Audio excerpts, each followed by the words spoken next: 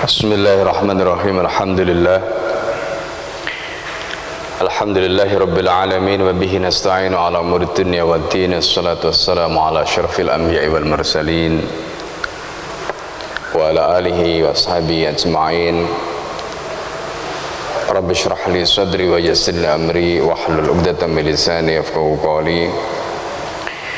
Allahumma inni a'udzubika an adilla wa dhalla zilla wa zalla aw adlima wa dlama aw ajali jisal alaiya. Bapak Ibu dan saudara sekalian yang dimuliakan oleh Allah, alhamdulillah pada subuh hari Ahad di bulan Sya'ban yang diberkahi oleh Allah Subhanahu wa taala ini, kita masih diberi kekuatan oleh Allah, dan alhamdulillah kita masih bisa melanjutkan kajian kitab Hayatus Sahabah. Pada kesempatan kali ini kita akan bacakan kitab Hayatus Sahabah juz yang kedua halaman 361, yaitu tentang wasiat Abu Bakar As-Siddiq radhiyallahu an kepada Yazid bin Abi Sufyan radhiyallahu anhuma. Bismillahirrahmanirrahim. Qala al-mu'allif rahimahullah nafa'ana bihi wa bi'ulumihi fid dharaini amin. Wasiyatu Abi Bakar As-Siddiq li Yazid ibn Abi Sufyan radhiyallahu anhuma. Wasiat Abu Bakar As-Siddiq kepada Yazid bin Abi Sufyan, semoga Allah Subhanahu wa taala memberikan keridhaan kepada keduanya. Akhraja Ibnu Sa'ad anil Haris Ibn al-Fadl. Ibnu Sa'ad telah mengeluarkan riwayat dari Al-Haris Ibn al-Fadl. Qala berkata, lama aqad Abu Bakar li Yazid ibn Abi Sufyan radhiyallahu anhuma. Ketika Abu Bakar mengangkat Yazid bin Abi Sufyan, semoga Allah Subhanahu wa taala memberikan keridhaan kepada keduanya. Faqala, maka Abu Bakar berkata kepada Yazid, ya Yazid, wahai Yazid, innaka syabun tudkar bi khairin. Wahai Yazid, kamu adalah seorang pemuda, tudkar bi khairin, yang selalu disebut dengan kebaikannya. Jadi Yazid ini Masya Allah, jadi pemuda yang dikenal sebagai orang baik. Tetapi yang menarik di sini yang disampaikan oleh Abu Bakar radhiyallahu anhu, qad ru'ya minka, jadi kebaikan itu ditampakkan darimu. Wa dzalika li syai'in khalawta bihi fi nafsika, dan itu karena sesuatu yang dengannya khalawta fi nafsika. Jadi Yazid ini dikenal sebagai seorang pemuda yang baik dan tampak kebaikannya, tetapi kebaikan yang tampak pada dirinya ini belum teruji, belum terbukti, seperti yang kita sudah sampaikan sebelumnya. Kadang-kadang kita ini kalau di masjid kelihatan baik, tapi ujian itu akan datang ketika kita mendapatkan amanah. Ujian itu datang ketika kita mendapatkan amanah. Apakah orang itu baik atau tidak, itu pada saat dia mendapatkan amanah, termasuk dalam bermuamalah. Jadi di situ nanti ukuran kebaikan. Karena kalau kita ketemu di masjid, kita ketemu ibadah, ya semuanya kelihatan baik, karena kita sedang berada dalam ketaatan pada Allah Subhanahu wa taala. Tetapi karena ketakwaan itu ada di mana-mana, bukan hanya pada saat di masjid, maka ujian ketakwaan yang sesungguhnya itu justru ketika kita berada di luar masjid. Nah, ini yang disampaikan oleh Abu Bakar radhiyallahu an. Kata Abu Bakar apa? Waqad aradtu an abluwaka wastakhrijuka min ahlika. Aku ingin menguji kamu, katanya. Kamu itu anak baik. yang selalu disebut dengan kebaikannya. Karena itu aku ingin menguji kamu, aku ingin mengeluarkan kamu dari keluargamu. Fa'andur kaifa anta, lalu aku akan melihat seperti apa sebenarnya kualitasmu, seperti apa sebenarnya dirimu. Orang yang baik berada dalam keluarga yang baik tentu baik karena memang lingkungannya baik. Tetapi dia akan menjadi kelihatan baik ataukah tidak baik ketika dia berada di luar keluarga tadi. Apakah dia benar-benar teruji sebagai orang yang baik ataukah dia larut dalam suasana di luar keluarganya tadi. Ini ujian yang sesungguhnya. Maka kita bermasyarakat itu juga menjadi ujian sebenarnya. Makanya kata Nabi Sallallahu Alaihi Wasallam, jadi kalau kita berinteraksi dengan masyarakat, kemudian kadang-kadang kita mendapatkan ada sesuatu yang tidak mengenakan dari masyarakat, itu ujian kita. Karena disitulah nanti kita diuji. Orang baik itu dimanapun dia baik. Ini. Jadi kita tidak hanya baik pada saat di dalam lingkungan yang baik ketika di rumah, tetapi kebaikan itu akan tampak ketika kita diuji di tengah masyarakat. Nah, ini yang ingin disampaikan Abu Bakar kepada Yazid bin Muawiyah. Jadi apa kata Abu Bakar? Fa'andur kaifa anta, aku akan lihat, aku akan tes kamu, bagaimana kamu, apakah kamu tetap menjadi orang baik, apakah kamu akan selalu disebut dengan kebaikannya ataukah tidak. Subhanallah, ini Abu Bakar As-Siddiq radhiyallahu anhu. Wa kaifa wilayatuka, dan bagaimana kamu ketika memimpin, bagaimana kamu ketika mengurus urusan umat, bagaimana kamu ketika mendapatkan amanah untuk mengurus urusan. Ini yang disebut dengan wilayah. Wilayah itu maksudnya adalah kita itu diberi amanah untuk mengurus. Mengurus apa? Mengurus urusan.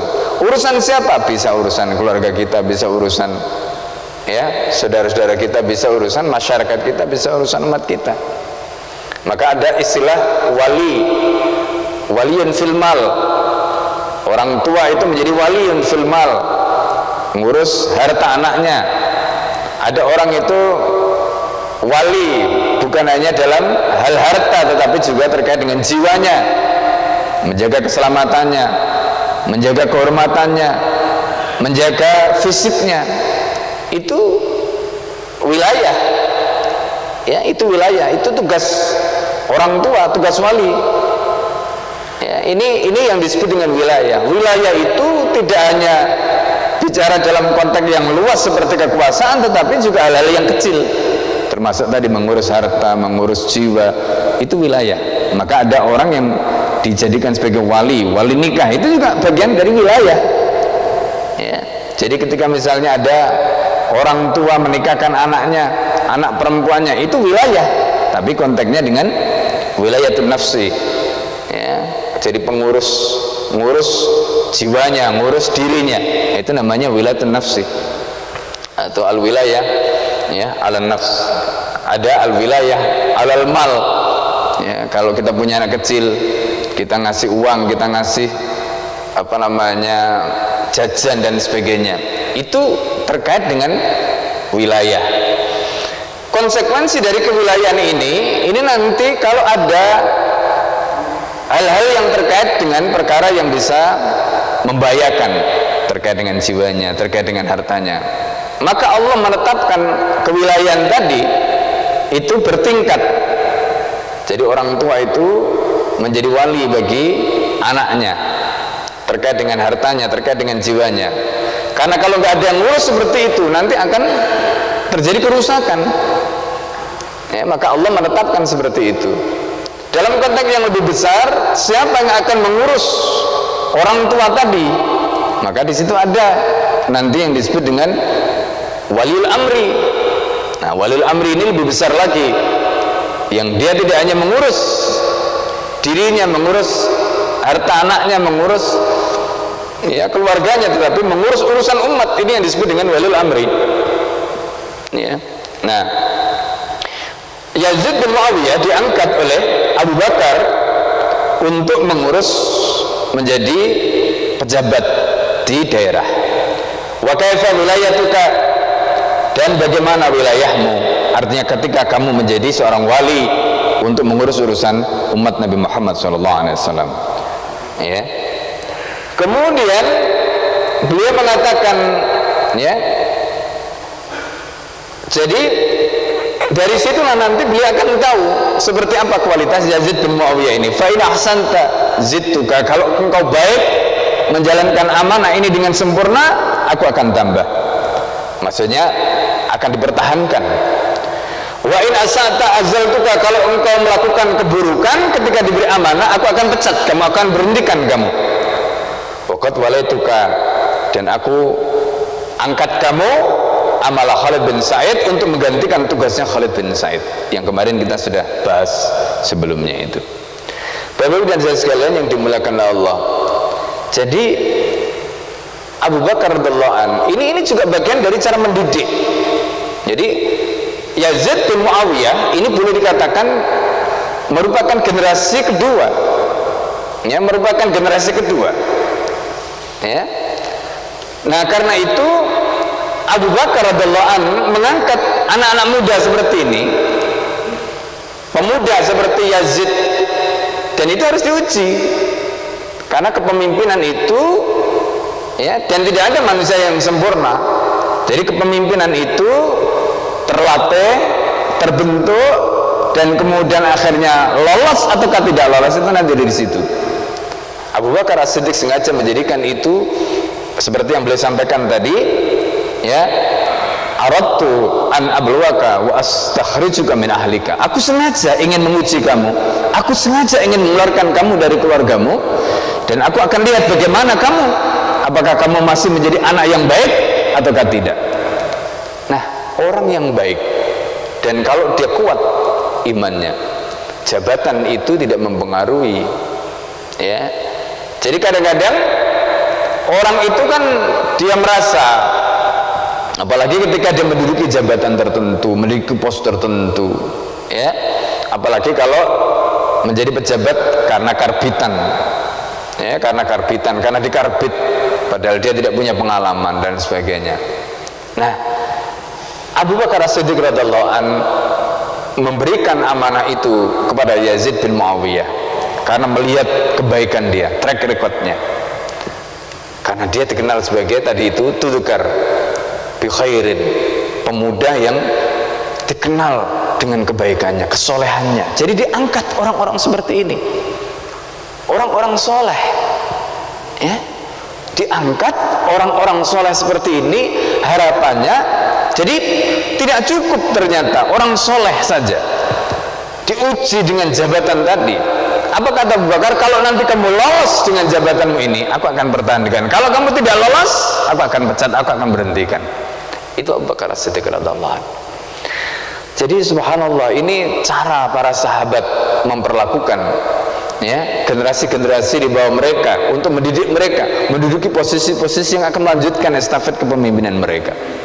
Mereka tidak hanya ketemu di masjid, mereka tidak hanya ketemu sholat jamaah, tetapi mereka juga diajari dengan cara-cara seperti itu.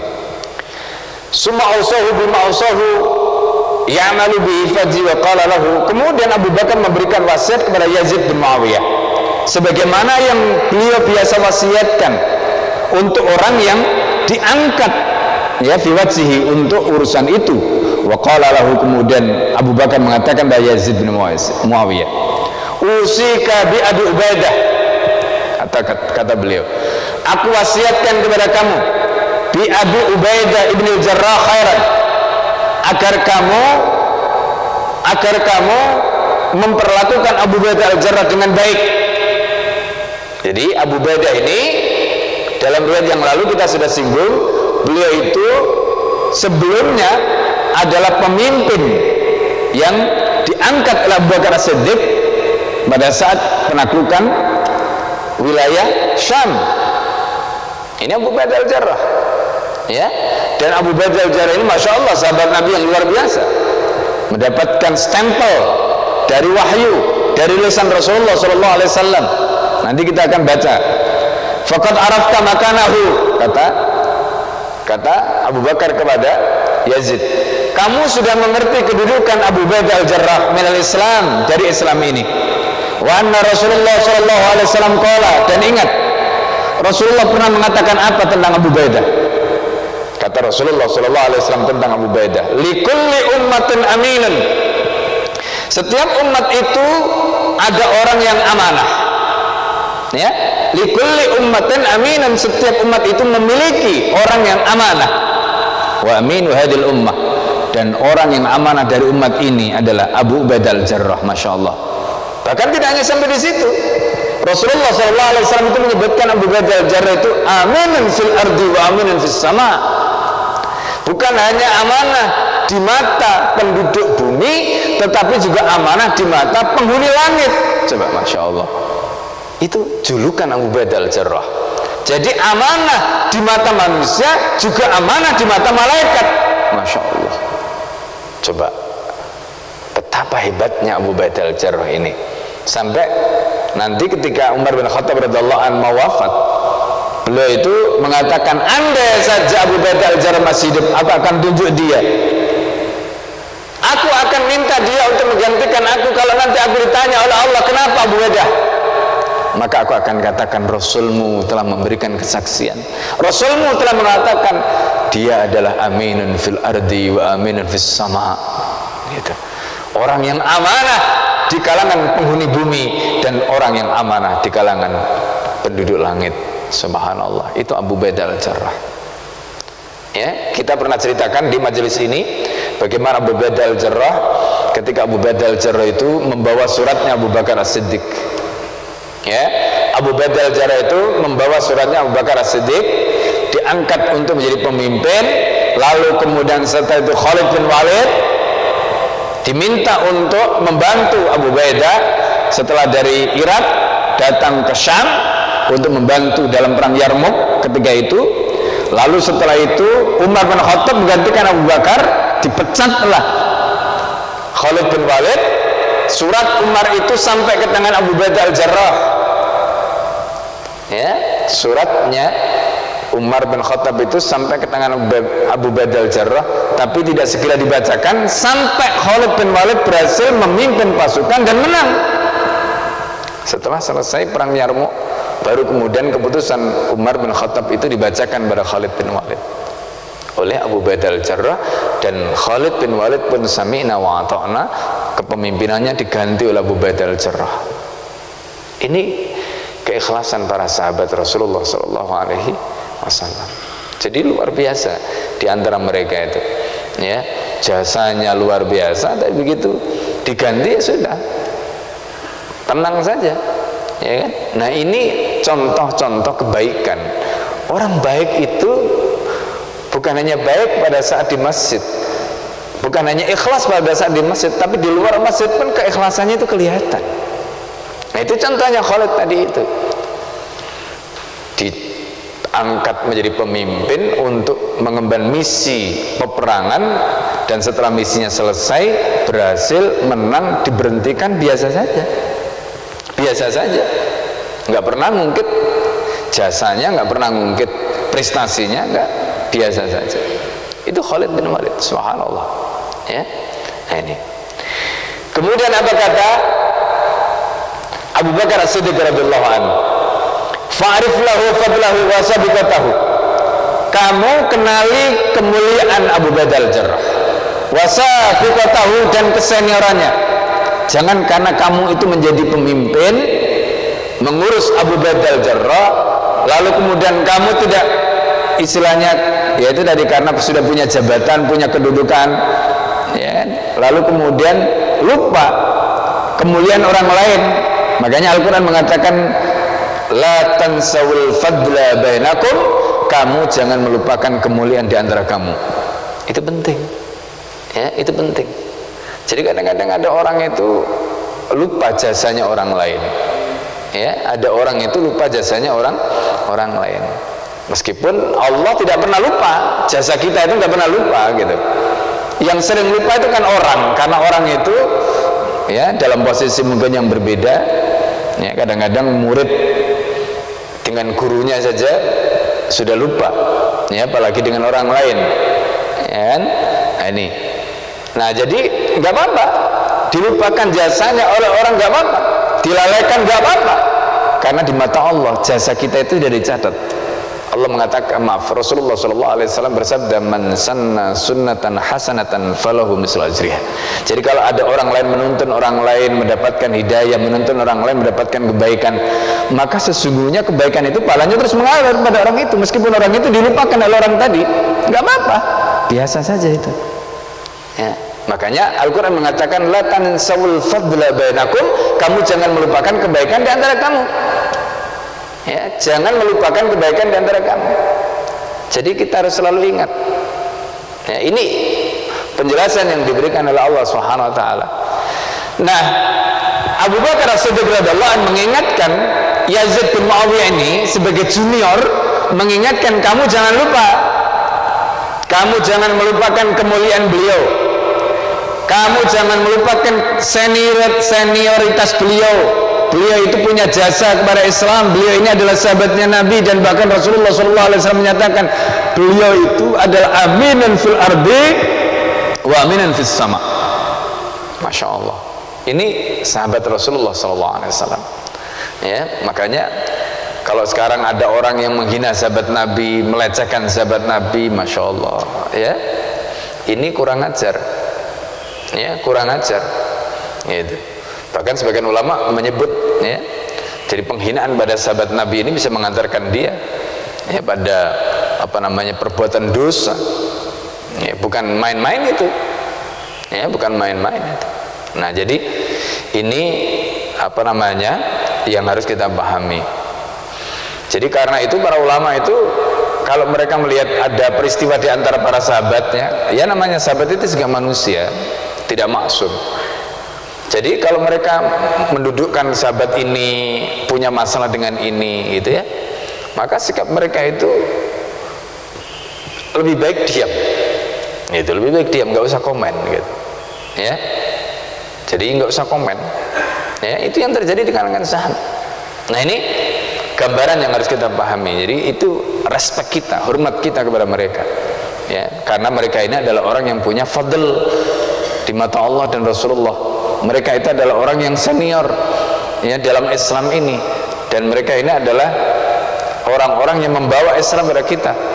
Nah, ini, ya, memang siapa kita ini, ya, dibanding dengan mereka. Kemudian pesan beliau berikutnya, wandur Mu'ad bin Jabal, kamu perhatikan Mu'ad bin Jabal, faqad arafta masyahidah ma Rasulullah sallallahu alaihi wasallam. Ya, jangan mentang-mentang karena kamu ini menjadi pemimpin kemudian kamu lupa ada Abu Ubaidah Al-Jarrah di sana, ada Mu'ad bin Jabal di sana. Mu'ad bin Jabal itu sahabat Nabi, ya, ketika di usia masih muda beliau sudah menjadi fuqaha sahabat. Itu Mu'ad bin Jabal, ya, cerdas dan diangkat oleh Nabi untuk menjadi qadhi. Ya, beliau ada yang hadisnya terkenal, ya, ketika beliau diangkat untuk menjadi pemutus perkara, menjadi qadhi, menjadi wali untuk memutuskan perkara. Bima tahkum ya Mu'ad, nahkumu bi kitabillah wa illam tajid nahkum bi sunnati Rasulillah wa illam tajid ajtahidu ra'yi wala alu, katanya. Masya Allah. Ini, ya, Mu'ad bin Jabal. Jadi ketika Rasulullah mengangkat beliau ke Yaman, ketika itu Rasulullah SAW bertanya, wahai Mu'ad, dengan apa kamu akan memutuskan? Jawab Mu'ad, kami akan memutuskan dengan kitab Allah. Kalau kamu tidak mendapati, kami akan memutuskan dengan sunnah Rasulullah. Kalau kamu tidak mendapati, kami akan beristihad dengan pendapatku, dan kami tidak akan melalaikan itu, meninggalkan itu. Subhanallah. Ini Mu'ad bin Jabal. Kemudian Rasulullah SAW katakan apa? Alhamdulillahilladzi waffaqani waffaqa Rasulillahi. Alhamdulillah yang telah memberikan taufik kepada utusannya Allah. Itu Mu'ad bin Jabal. Nah, ini yang diingatkan oleh Abu Bakar As-Siddiq kepada Yazid bin Muawiyah. Makanya Abu Bakar mengatakan, wandur Mu'ad bin Jabal, coba kamu lihat, kamu perhatikan Mu'ad bin Jabal, faqad arafta masyahidahu, kamu telah mengetahui bagaimana masyahid, ya, penampakan, pemandangan yang kamu lihat ya pada diri Mu'ad ma Rasulullah sallallahu alaihi wasallam ketika bersama Rasulullah sallallahu alaihi wasallam. Mu'ad bin Jabal dimuliakan oleh Rasulullah, diangkat untuk menjadi qadhi, diangkat untuk menjadi hakim ketika itu. Ini masyahid yang ditunjukkan ya oleh Mu'ad bin Jabal, karena Rasulullah tidak akan mungkin mengangkat orang sembarangan, ya kan? Makanya Abu Bakar mengatakan kalau Rasulullah sallallahu alaihi wasallam saja menghormati Mu'ad dan mengangkat Mu'ad, ya, meskipun nanti dalam riwayat yang lain Mu'ad itu hebat di dalam fikih, meskipun beliau juga punya masalah ya dalam konteks bisnis, ya, beliau itu ya dalam satu riwayat disebutkan beliau itu ya sempat bangkrut dalam bisnisnya, kemudian punya hutang ya, sampai kemudian akhirnya dinyatakan muflis, bangkrut oleh Rasulullah SAW, lalu kemudian hartanya dijual oleh Nabi untuk membebaskan hutang-hutangnya. Ya, itu biasa manusia, tidak ada yang sempurna. Tapi itu juga menjadi pelajaran bagi kita, ya kan? Menjadi pelajaran bagi kita. Jadi kadang-kadang ada orang yang alim dalam hal tertentu, mungkin dia punya kelemahan dalam yang lain, tetapi yang penting kan bagaimana Islam menyelesaikan itu. Dan itu yang diajarkan Rasulullah SAW kepada kita, karena gak ada manusia yang sempurna kecuali Rasulullah SAW. Ini itu kisah yang disampaikan oleh Abu Bakar As-Siddiq, ya. Itu adalah apa yang disampaikan Abu Bakar As-Siddiq kepada Yazid bin Muawiyah. Wa anna Rasulullah SAW qala, ya, dan sesungguhnya Rasulullah SAW pernah bersabda, ya'ti amamal ulama biratwatin, katanya. Jadi ya'ti amamal umala, dia itu datang di hadapan para ulama biratwatin dengan ramyatus sahm, ya. Jadi ini penjelasannya. Jadi beliau itu orang yang punya kedudukan, ibaratnya beliau itu punya sesuatu, punya senjata, ya, punya kecerdasan, punya ilmu, punya kefakihan. Itu Mu'ad bin Jabal, ya, karena itu beliau punya kedudukan di mata ulama ketika itu. Meskipun muda, tapi di mata para sahabat mereka respect kepada Mu'ad bin Jabal. Nah, ini yang disampaikan oleh Abu Bakar As-Siddiq kepada Yazid bin Muawiyah. Jadi jangan mentang-mentang karena kamu punya kedudukan, punya jabatan, punya posisi, lalu ulama nggak dihormati, ya kan? Atau misalnya tadi itu orang yang jelas-jelas punya integritas seperti Abu Badal Jarrah tadi itu, ya, kemudian nistakan atau diperlakukan dengan tidak baik.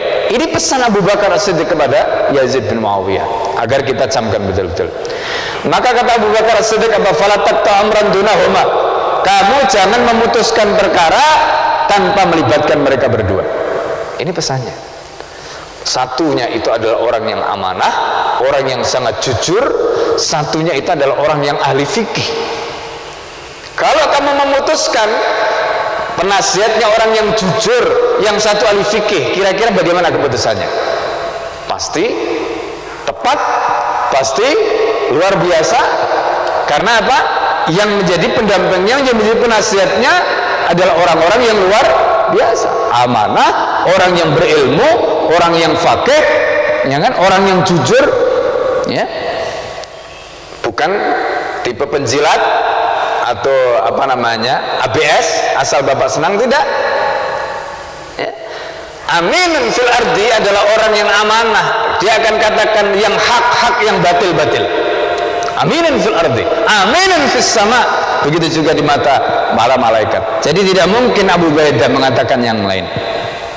Ini jaminan yang disampaikan oleh Abu Bakar As-Siddiq kepada Yazid bin Muawiyah untuk melibatkan dua orang hebat ini di dalam mengambil keputusan. Maka beliau mengatakan, fala taqta amran dunahuma wa innahuma la ya'luwa bika khairan, dan sesungguhnya keduanya tidak akan, istilahnya, meninggalkan, tidak akan lalai sedikit pun akan kebaikan pada dirimu.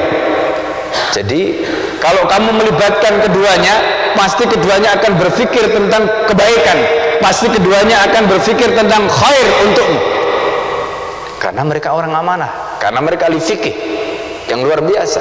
Subhanallah. Nah, ini nasihat yang Masya Allah ya kepada Yazid bin Muawiyah yang diberikan oleh Abu Bakar As-Siddiq radhiyallahu anhu. Jadi dulu itu para pemimpin ini anak muda, bukan sembarang anak muda. Yang tadi kita sudah ceritakan, dia adalah anak muda yang hebat karena lahir dari keluarga yang hebat, diuji dengan kepemimpinan. Tidak hanya diuji dengan kepemimpinan, Abu Bakar bimbing dia dalam mengambil keputusan harus begini, melibatkan orang tua. Orang tua tadi itu bukan sembarang orang tua, tapi orang yang mendapatkan garansi dari Rasulullah SAW. Orang yang sudah mendapatkan penghormatan, kemuliaan dari Rasulullah SAW, bukan sembarangan. Masya Allah, ya kan? Nah, ini cara mereka mendidik generasi-generasi tadi itu. Subhanallah. Jadi makanya kalau kita lihat di zaman dulu itu ya, para khalifah, para sultan itu sikap mereka kepada ulama itu Masya Allah luar biasa ya. Saya kemarin nulis kisah tentang bagaimana seorang khalifah di zaman Khilafah Utsmani yang bernama Bayazid. Bayazid ini dikenal sebagai As-Sa'iqah ya. As-Sa'iqah itu julukannya Bayazid ya. Sultan yang dikenal sebagai Sa'iqah. Sa'iqah itu halilintar. Kenapa beliau mendapatkan gelar begitu? Karena wibawanya Masya Allah. Dalam satu peperangan itu beliau menghadapi tentara Eropa berkoalisi melawan kekhalifahan Utsmani ketika itu, semua dibabat habis. Itu kehebatan Bayazid ya, itu kehebatan Bayazid, sehingga pantas beliau itu mendapatkan gelar Sa'iqah karena menakutkan ya, wibawanya begitu luar biasa. Tetapi Bayazid yang begitu luar biasa, beliau itu tunduk di hadapan seorang ulama ya, yang bernama Syekh Al-Fanari. Masya Allah ya. Bahkan suatu ketika Bayazid ini datang menghadap Syekh Al-Fanari di pengadilan itu sebagaimana orang-orang biasa, dan Syekh Al-Fanari memperlakukan beliau sama seperti rakyat biasa. Ini hebatnya ulama di masa itu ya. Dan kemudian ketika beliau diputuskan, satu di antaranya keputusan Syekh Al-Fanari itu yang menyentak kita, yaitu tidak menerima kesaksian dari seorang Bayazid padahal dia adalah sultan. Gara-garanya apa? Gara-gara Bayazid ini tidak sholat jamaah. Coba ya kan, kalau kita melihat bagaimana istananya Khalifah Utsmani ketika itu kan istananya gede, jarak antara istana dengan masjid kan agak jauh gitu. Makanya kemudian beliau memerintahkan, salah satu keputusannya itu memerintahkan agar Bayazid membuat masjid. Maka kemudian kalau kita lihat di Turki itu ada Masjid Bayazid berdampingan dengan istana beliau, supaya apa? Beliau bisa melaksanakan sholat jamaah 5 waktu. Itu nasihat dari seorang ulama bernama Al-Fanari kepada seorang khalifah di zaman itu. Subhanallah. Apakah Bayazid tersinggung dengan keputusan Al-Fanari? Tidak. Apakah kemudian Al-Fanari karena keputusannya itu dianggap menantang seorang kepala negara yang memiliki kekuasaan begitu luar biasa? Tidak. Beliau tunduk dengan keputusan Syekh Al-Fanari tadi itu. Sami'na wa ata'na. Subhanallah. Ini tradisi di dalam Islam ya, tradisi di dalam Islam yang tadi ceritakan di dalam kitab Hadits Sahabah, bagaimana Abu Bakar mewasiatkan itu kepada Yazid bin Muawiyah agar memperlakukan fuqaha sekelas Mu'ad bin Jabal, agar menjadikan Abu Bakar Al-Jarrah yang merupakan aminan fil ardi wa aminan fis sama tadi itu. Supaya apa? Supaya pemerintahannya, supaya kewilayahannya betul-betul lurus sesuai dengan tuntunan Allah dan Rasulnya. Subhanallah. Ini ya gambaran bagaimana Abu Bakar As-Siddiq radhiyallahu anhu memberikan wasiat tadi itu. Kemudian qala Yazid berkata, ya khalifah Rasulullah, wahai khalifah Rasulullah, usihima bi kama ausaitani bihima.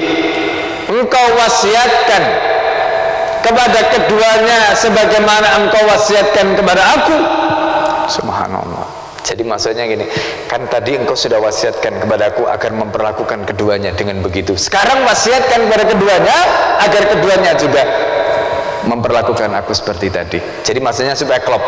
Jadi bukan beliau yang mau menasihati keduanya tadi, karena ini kan senior gitu.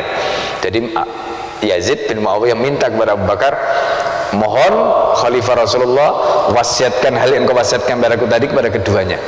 Maksudnya supaya sama-sama nyambung gitu, sama-sama enak. Wasiat diwasiatkan pada beliau, juga diwasiatkan pada keduanya supaya connect, supaya enak. Nah ini subhanallah, ini pemuda yang hebat, pemuda yang luar biasa ya. Adabnya kepada khalifah, adabnya kepada orang senior, adabnya kepada orang tua begitu luar biasa ya. Jadi tidak mentang-mentang karena dipuji kemudian diberi jabatan lalu kemudian dia lupa diri, tidak. Ini pelajaran berharga bagi kita ya, Bapak dan saudara sekalian yang dimuliakan oleh Allah. Kemudian beliau mengatakan, qala Abu Bakar, lan ada an usiyama bika. Aku tidak akan ya. Jadi aku tidak akan lupakan atau aku tidak akan biarkan untuk memberikan nasihat keduanya ya. Sebagaimana aku nasihat kepadamu tadi itu. Faqala Yazid, maka Yazid kemudian mengatakan, yarhamukallah, semoga Allah merahmatimu wahai khalifah. Wa jazakumullah anil Islam khaira, dan semoga Allah membalas kebaikan karena Islam. Ini subhanallah, karena jasamu terhadap Islam ini, semoga Allah membalasmu dengan kebaikan. Jadi ini pelajaran ya, doa itu. Jadi kalau kita membalas, jadi begini, jazakumullah itu adalah bentuk ya, bentuk doa ya. Kalau jazakumullah saja itu bisa khairan bisyarran. Jadi karena itu dilanjutkan jazakumullah khairan ya. Kalau di situ anil Islam wal muslimin, karena jasa terhadap Islam dan kaum muslimin, karena jasamu terhadap Islam dan kaum muslimin, semoga Allah membalas kebaikan kepadamu. Nah itu jangan berhenti jazakumullah saja, karena nanti itu bisa dibalas baik, bisa dibalas buruk. Jadi karena itu dilanjutkan doanya jazakumullah khairan, dan itu adalah bentuk syukur. Jadi kalau orang itu mendapatkan nikmat, minimal itu mendoakan jazakumullah khairan, itu adalah bentuk syukur, kata Nabi SAW. Jangan mendapatkan kebaikan enggak doakan sama sekali, itu ada musyukri bin ni'mah, tidak adanya syukur terhadap nikmat yang Allah berikan. Jadi minimal kita itu kalau mendapatkan nikmat melalui tangan seseorang, itu ucapkanlah jazakumullah khairan. Itu ya, itu ajaran yang diajarkan Rasulullah SAW. Pemuda ini ngerti itu, makanya kemudian beliau sampaikan itu kepada khalifah, jazakumullah khairan anil Islam. Nah ini, itu bentuk syukur ya, bentuk syukur, rasa terima kasih gitu. Kata fil kanzi, begitulah riwayat yang disebutkan di dalam kitab Kanzul Umal yang ditulis oleh Alauddin Al-Hindi. Wa kharaja Ahmad wal Hakim wa Mansur bin Syu'bah al-Baghdadi fil arba'in. Imam Ahmad dan Al-Hakim ya, dan Mansur bin Syu'bah al-Baghdadi di dalam kitab Al-Arba'in juga telah mengeluarkan hadis ini. Wa qala hasanul matan gharibul isnad. Hadis ini matanya hasan tetapi isnadnya gharib. Apa maksudnya hasanul matan? Matanya hasan tapi sanadnya gharib. Gharib itu bukan berarti asing, tidak, meskipun secara harfiah mananya asing, karena istilah gharib dalam ilmu hadis itu mananya hadis itu jalurnya diriwayatkan oleh satu orang. Jadi ada gharib, ada aziz, ada masyhur, nanti ada mutawatir. Jadi jangan karena gharib itu arti bahasanya asing kemudian dikatakan hadis ini baik matanya tetapi isnadnya asing. Nah ini berarti nggak ngerti ilmu hadis ini ya kan. Jadi makna gharibul isnad itu maknanya adalah sanadnya, jalur atau mata rantainya tadi itu gharib. Gharib itu bisa di satu level, bisa di dua level, atau bisa tiga level. Level sahabat, level tabi'in, atau level atba tabi'in, atau di salah satu saja ya. Jadi kalau ada salah satu dari sanad tadi itu, mata rantainya itu cuma satu saja perawinya, maka itu disebut gharib.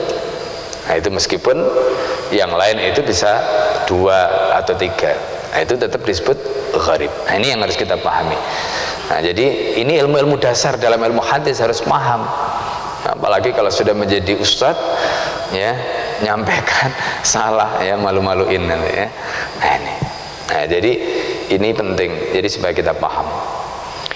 An Yazid bin Abi Sufyan radhiyallahu anhu qala, dari Yazid bin Abi Sufyan radhiyallahu anhu qala, berkata, qala, ya beliau berkata, Abu Hurairah radhiyallahu anhu, Abu Bakar radhiyallahu anhu, lamma ba'athani ila Syam, beliau mengatakan, kata Yazid, ketika Abu Bakar mengutus aku ke Syam, apa kata Abu Bakar? Ya Yazid, innalaka qarabah.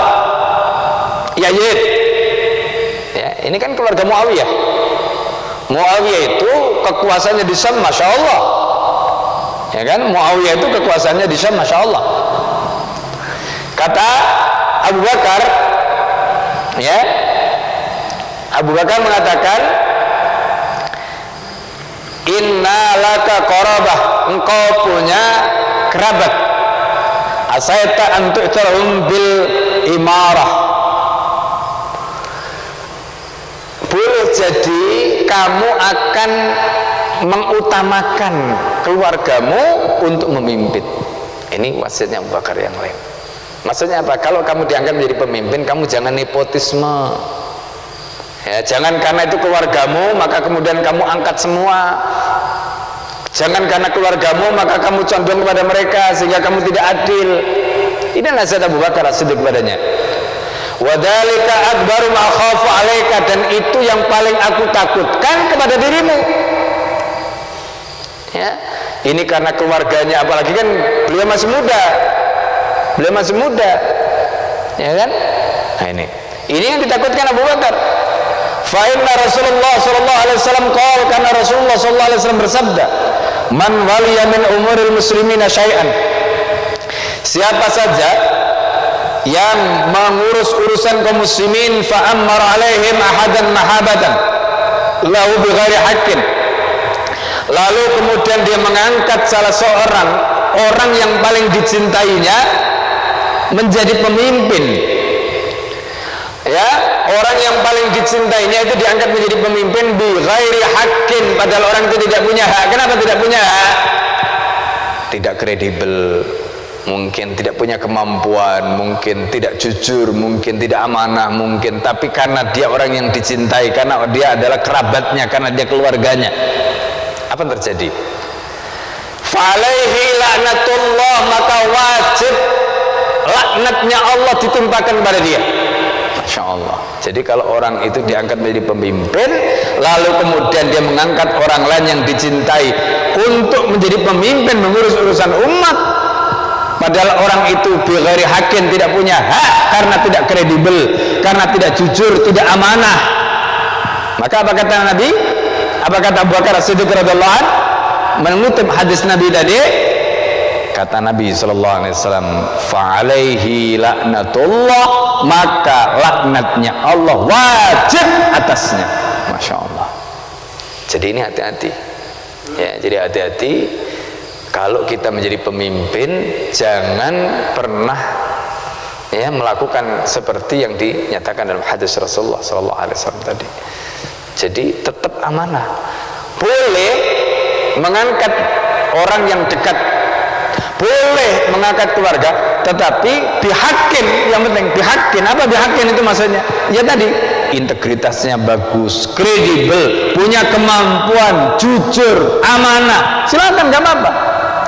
Tapi kalau dia tidak kredibel, dia tidak amanah, dia tidak punya kemampuan, tapi karena hubungan kerabat, hubungan keluarga, kemudian diangkat, ini yang dilaknat oleh Allah Subhanahu wa ta'ala. Ini yang diingatkan tadi. Kemudian Rasulullah SAW melanjutkan, la yakbarullahu minhu, yang lebih ngeri lagi apa? Bukan saja laknatnya Allah ditimpakan kepada pemimpin seperti itu, tetapi pemimpin seperti itu tidak akan diterima oleh Allah. sorfan wala adlan. Sorfan wala adlan itu diartikan, Imam Sufyan Ats-Tsauri mengartikan hadis ini dengan mengatakan la yaqbalullahu minhu sarfan ay faridatan wala adlan ay tatawuan. Jadi orang yang seperti itu tidak akan diterima ibadah fardunya, juga ibadah sunnahnya tidak akan diterima oleh Allah. Masya Allah. Coba bayangkan, itu ancaman dari Rasulullah Sallallahu Alaihi Wasallam. Terus apa gunane, apa enaknya menjadi pemimpin, ngangkat anaknya, ibadah fardunya nggak diterima, ibadah sunnahnya nggak diterima, terus apa pentingnya, apa ya kan? Di dunia juga belum tentu berhasil, terus apa di mata Allah? Begitu dihisab di hadapan Allah, ibadah fardunya nggak ada nilainya, ibadah sunnahnya nggak ada nilainya, kosong semua karena ditolak oleh Allah Subhanahu wa taala. A'udzubillah, subhanallah. Nah, ini yang disampaikan oleh Imam Ats-Tsauri, Sufyan Ats-Tsauri ketika menjelaskan hadis tadi.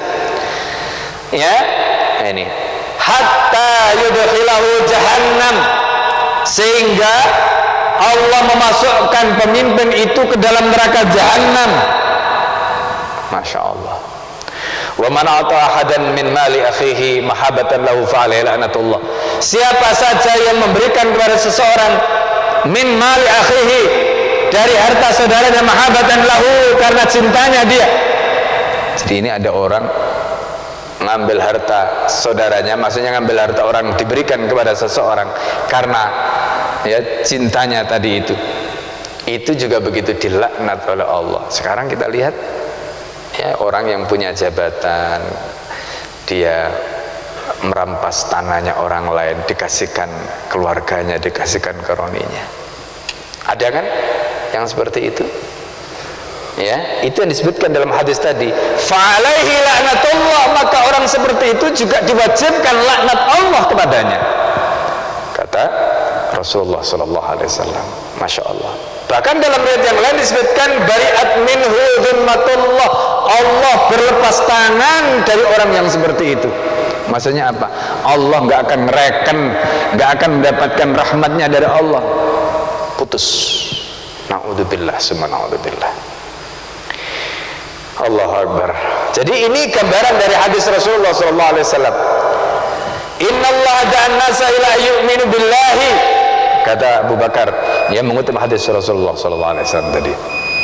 Innallaha da'an nasa, sesungguhnya Allah itu memanggil orang, mengajak orang ila yu'minu billahi, agar mereka beriman kepada Allah, fayakunu himallah, ya, supaya mereka itu menjadi himallah.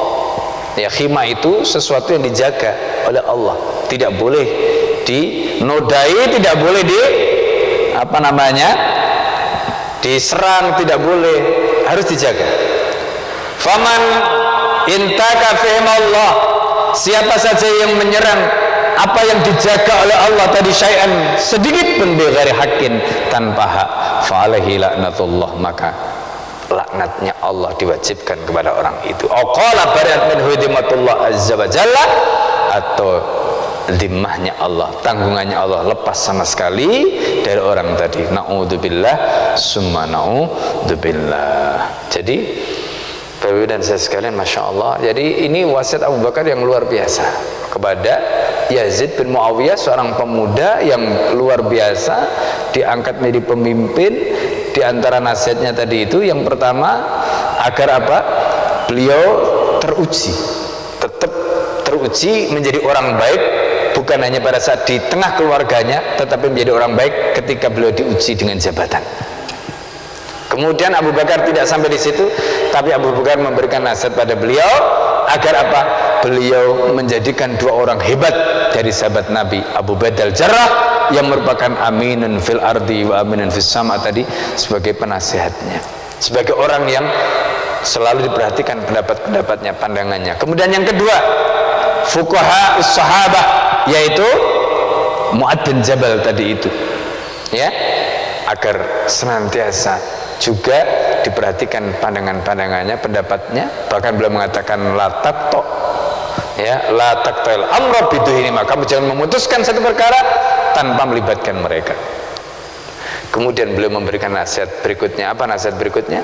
Yaitu agar beliau betul-betul tidak bersikap nepotisme, mengembangkan nepotisme. Ini yang beliau nasihatkan, ya, mengutamakan keluarganya, memberikan jabatan pada keluarganya, sementara mereka adalah orang-orang yang tidak punya hak, tidak punya kapasitas, tidak punya integritas, tidak punya kemampuan, tapi karena keluarga, karena hubungan kekerabatan, maka kemudian diberi amanah, tidak boleh.